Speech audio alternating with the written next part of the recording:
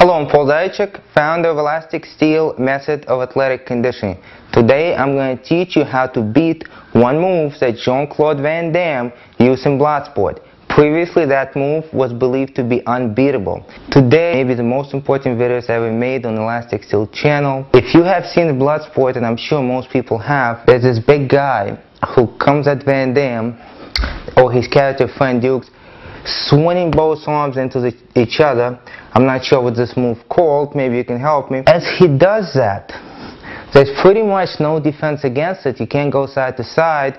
You could go back, but then you're going to be off balance. You can't go forward because you're going to be stuck between his arms. And he's a big guy. He's just going to crush you.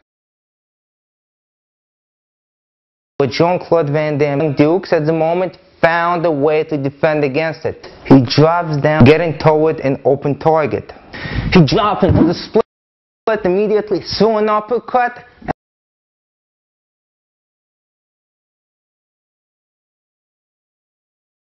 I'm not sure if you grabbed it, pulled down it, twisted, anything like that. All I seen was a punch, and that's all he needed.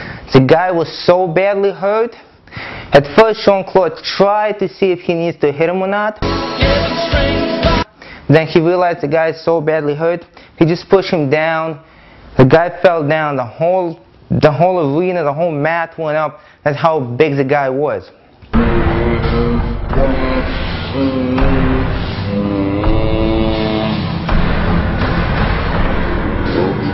Now, the problem with that move is that everybody's seen it. So 20 years ago, you thought you could fight standing. Somebody would come in, take you down, break your arm, break your leg, choke you out. We call that Brazilian Jiu-Jitsu and grappling right now. There was no defense against it. I'm showing you the new move. You better practice. Years ago, if you learned it, if you knew it, you was the king of the block.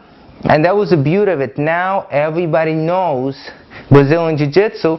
A lot of people have seen it. People know how to defend against it, defend against the takedowns, defend against various locks. They know not to stick their arms out, legs out, not to give their back. So now the same thing is happening.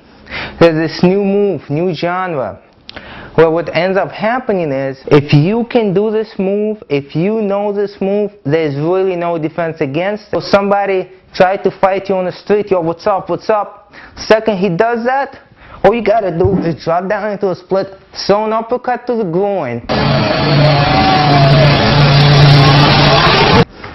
and get up. You may not even have to hit him after that. And remember, if there's security cameras and police see it, you're not even going to get in trouble, even if you severely hurt the guy, because people are going to think that it's funny.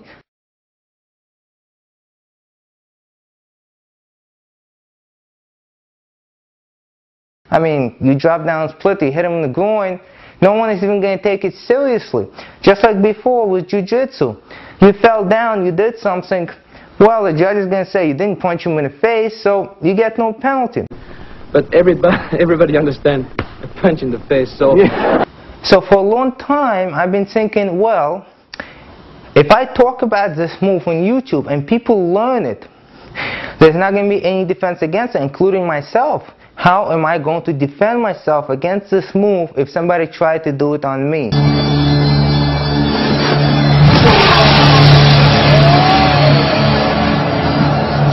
And then I thought about it for a long time. And just like all great pieces of work, which what Bloodsport is, there's always cues. The producers, the directors, they put the cues in so that the future generation at some point might discover the answers. Okay, of course you have to decode it, you have to study it for years, you have to watch the movie millions of times.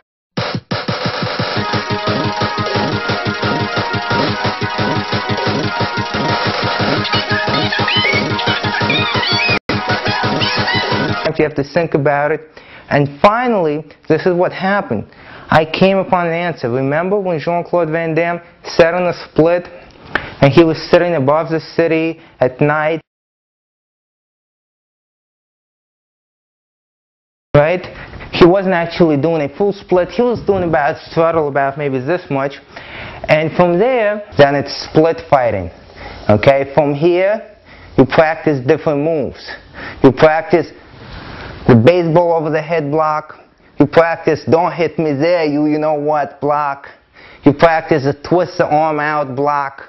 You practice protect the ribs and then punch in the face block. Of course, he wasn't trying to protect his face or any vulnerable targets. You know, he was like this. He was practicing the moves. Why do you think he was doing that? Well, there was a reason why Frank Dukes put that in. And the reason for that is the only defense against somebody dropping down into the split and striking into the groin is to practice to drop down into the split really quick.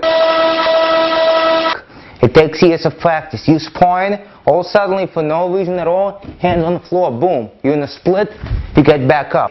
So now both of you are sitting in front of each other in a split and you're doing the split fighting. Which is the next step now after grappling. Once you start split fighting somebody, there's no defense against it. Just like there was no defense against grappling unless you grapple with them, there's no defense against split fighting unless you split fight with them. Van Damme in that movie gave us clues because he knew that one day people are going to find out about this. And he knew that what's going to happen. And he was training for it himself. He realized he does a split, somebody else does a split in front of him, then what? And he realized the only thing he can do now, he can't throw an uppercut to the groin because the person is not standing, is to start fighting with him here.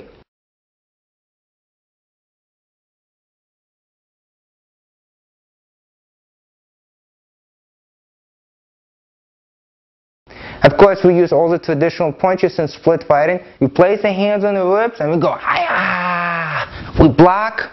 Sometimes we can move side to side. Maybe we can place one hand on the floor and slightly lean forward if the other person leans back. Okay, we can do that type of move. We can get the head out of the way, maybe lose shoulder blocks. Those are the basic moves that we can do in split fighting.